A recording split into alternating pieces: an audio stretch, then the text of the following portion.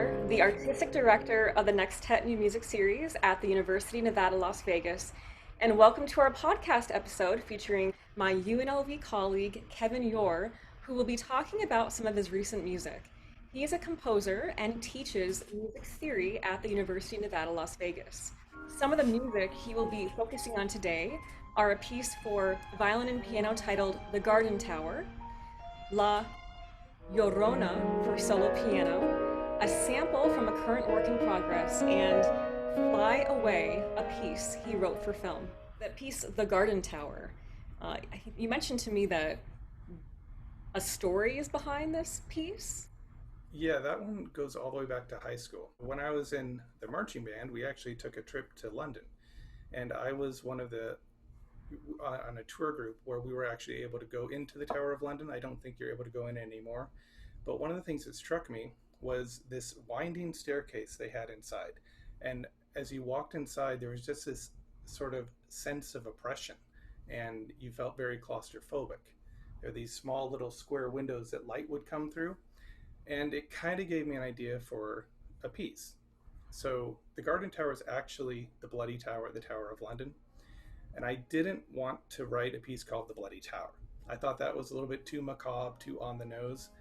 And so I researched it a little bit, and I discovered that there was a constable who kind of maintained the Bloody Tower, and he had a garden out in front of it.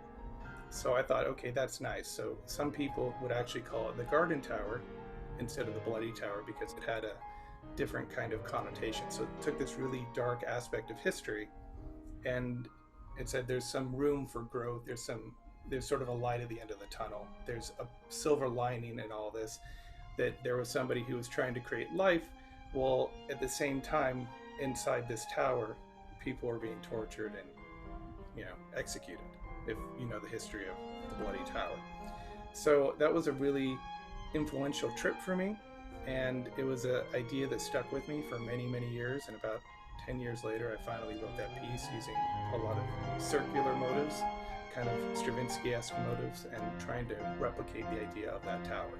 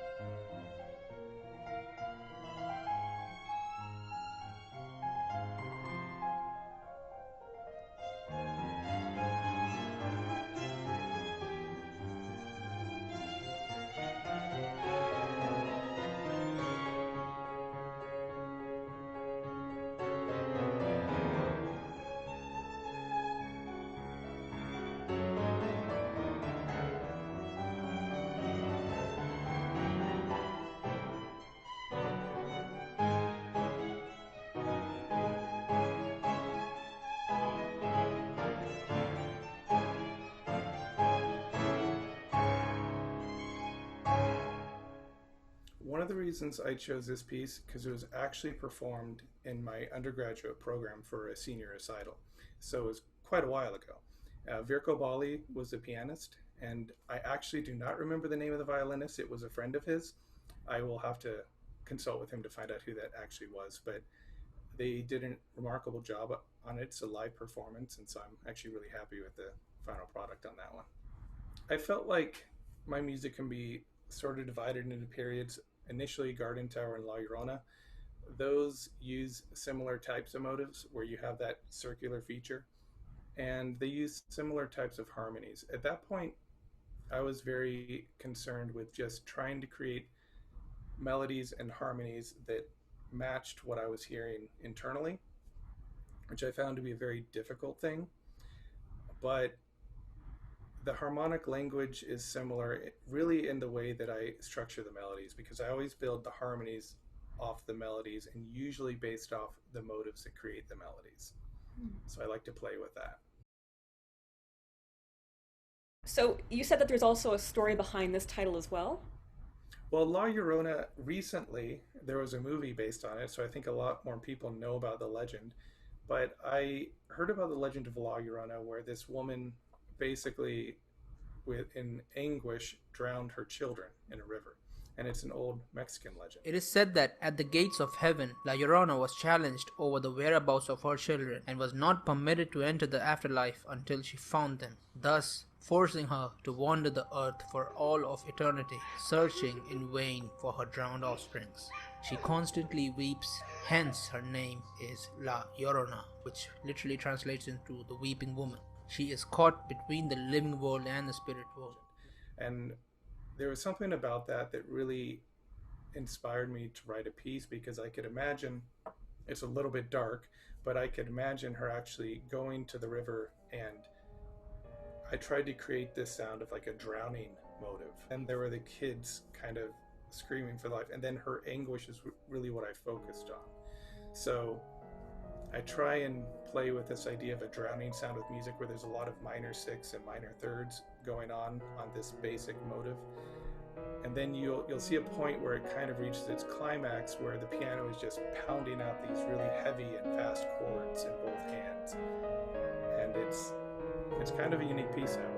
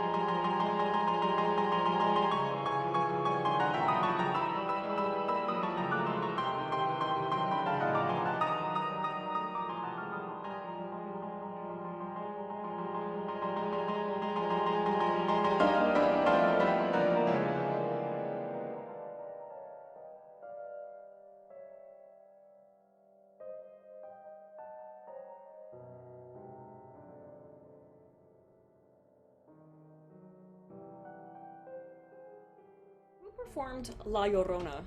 So La Llorona was actually a digital composition.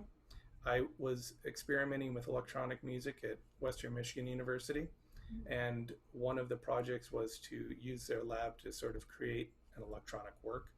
And I wanted to see how close I could get to sounding like a real piano. So I spent a lot of time in the electronic lab editing and manipulating that one. What was that like for you working on this piece in the studio? It was a lot different than it would be now because back then there was still a lot of tape media, and you still had to have huge towers and a lot of equipment to produce basic sampled sounds. Now you can purchase sound libraries that you install on your computer, and you can even install it on a single computer. Back then, if you're going to do that, you need 4 or 5 different hard drives just to play each sample set. So I think actually the way technology is right now, students have a great option for realizing demos of their work. But the important thing to keep in mind is that you can't just input something into Finale and press play.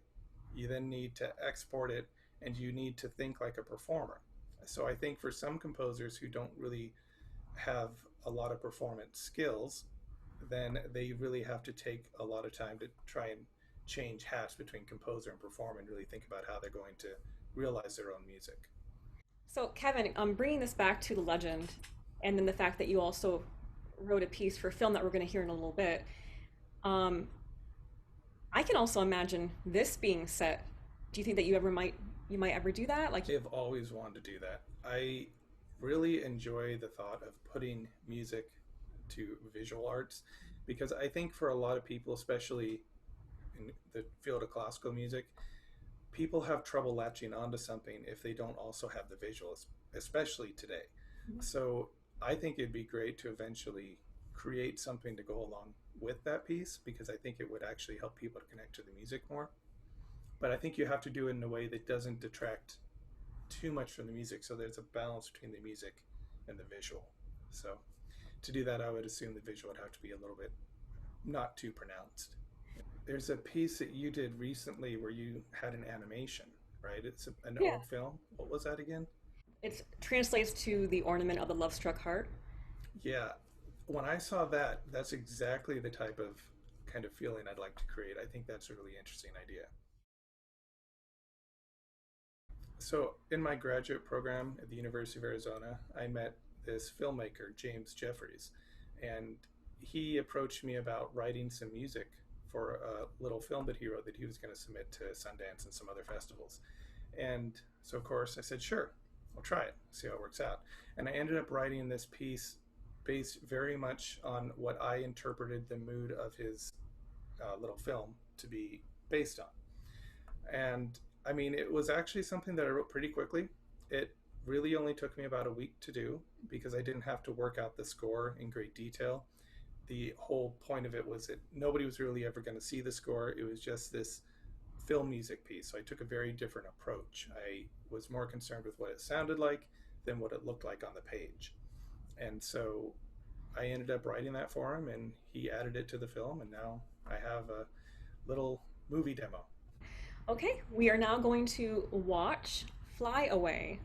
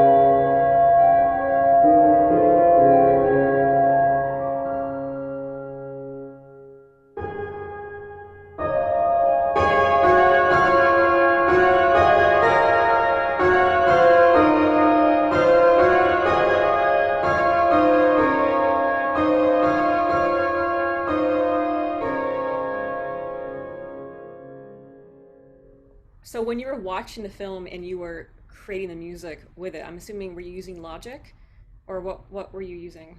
I use Logic for that. And one of the things that was interesting about that film, which is why I may be interested in doing film in the future, if you listen to La Llorona and the Garden Tower, they have a very dark mood to them. Fly Away was not a dark film. And so it forced me to really expand what I was capable of doing. And I had to try and write something that was a little more upbeat, a little more melancholy. And so it really pushed me to kind of explore technique outside of what I would just do on my own. And so I created that initial motive that you hear right at the start of the film. And then I just developed it. I brought it back at certain points. I remember the imagery of the boy and I assume his grandfather flying in the sky. I tried to create a sense of that with the melody over this underlying sort of arpeggiation. And I mean, for the most part, I really just tried to match everything to the film. And I actually used Finale at the point to create, to match the score with the music. And then I export it to Logic and then I put it back together for him. So I actually did create the the way it lines up in the film is the way that I actually wanted it to, which is a little bit unusual. So he gave me the freedom to really do it however I wanted. Well, you mentioned that you're working on something currently, and I know that you shared with me a sample of your work, and you also said that you're focusing on creating an underlying harmonic structure for your music using the overtone series, and that the sample of music you will be sharing is a demonstration of that. So after my undergraduate program, I went to graduate school and I studied with Daniel Asia. And he was a very laser focused individual that could really pinpoint specific areas of a piece that had weaknesses. And I learned a lot from that because up until that point, I really wrote intuitively. If I liked the way it sounded, I was happy with that. But after my graduate program and during my graduate program, I started to want something more out of my music. I started to want it to not just be kind of a pretty piece. I wanted to have something structurally that made sense and that I could explain. So I started to look into works of Schoenberg and I read his theory of harmony and I really got into his ideas of how, tone, color, melodies and things like that would influence future compositions. But I felt like maybe he went too far too fast. And so I wanted something in between the romantic and the modern period or his 12 tone music that kind of served as a bridge between those two things. And so I really got involved with the Overtone series because he talked about it quite a bit in the opening of his book. And I started to do the math behind it. And I learned that when you think about the fundamental of a chord and then you take into account the other pitches in the chord and then you relate them back to the tonic, it to make a complicated concept simple, the math doesn't work out for the dominant being the strongest chord in music and having the strongest pull back to the one chord.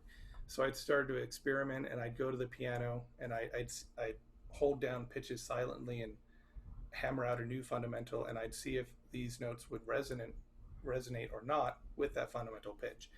Long story short, I've really spent about 10 years on that and I've come up with my own theory that kind of fits the music I was already writing.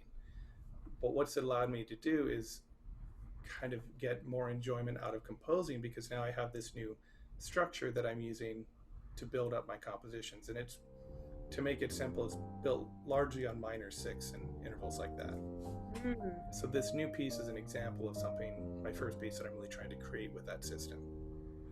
This would be the opening part of it, and I'm finding that this system works really well for slow types of pieces, but it's going to be a little more difficult for the faster section. So I'm kind of thinking of a bit of a rondo form for this piece, and I'm going to have the next section be a little bit faster in nature.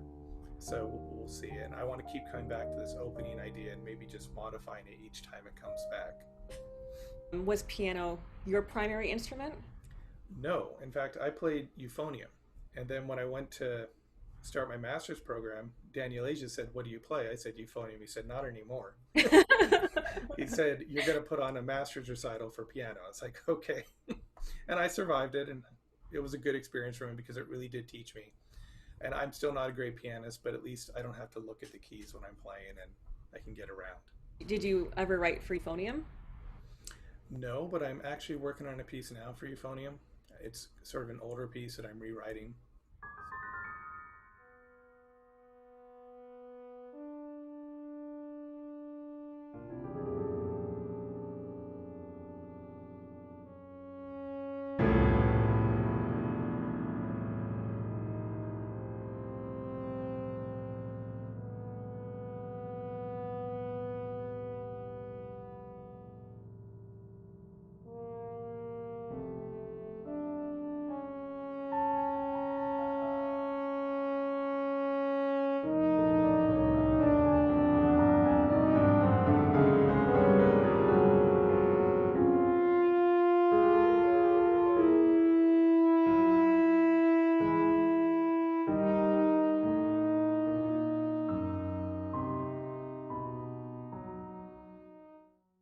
Yeah, I actually want to create an entire CD of euphonium music.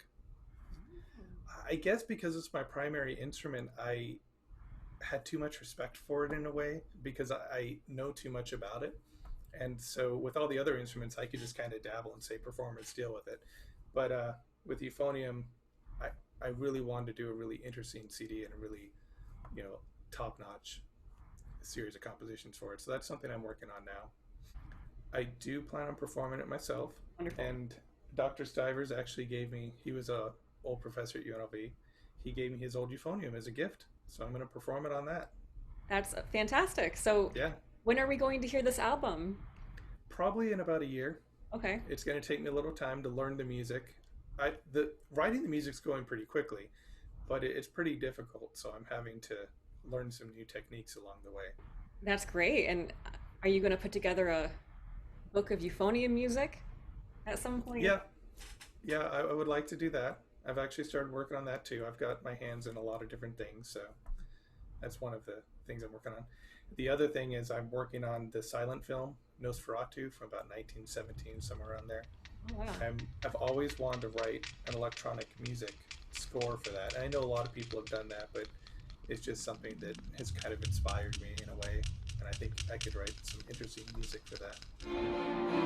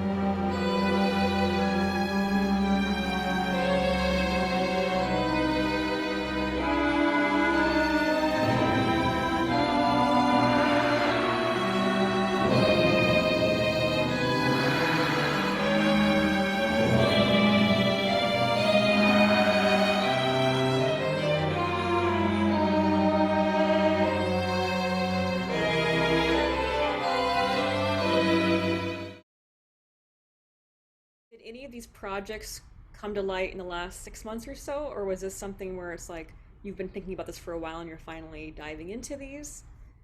Nosferatu, I've been thinking about for many years, but Okay. the euphonium thing is really since the pandemic. I sat down and I started thinking, okay, what can I do that I can do myself? Because it's difficult to get performers for your music, as I'm sure you know, but I've always wanted to create, sort of the performer composer contrast, and I've always wanted to play my own music. So I think that's something that's really interesting to me. Yeah. Well, Kevin, thank you so much for sharing with me your music today. Is there anything that you'd like to add to any, composition students listening to you talk about your music right now? Anything that they can take away and be inspired by to write, during this pandemic? I think the most important thing is to find a work life balance. It's important to work hard, but it's also important to have that downtime. And one of the ways that you can do this is by scheduling the things that you have to do each day and then leaving plenty of time at the end of the day to do whatever else you want to do. And honestly, that's the best advice I have for success in anything. You've got to have that balance. We absolutely need that balance. Well, Kevin, thank you so much. Thank you. It's great talking to you today.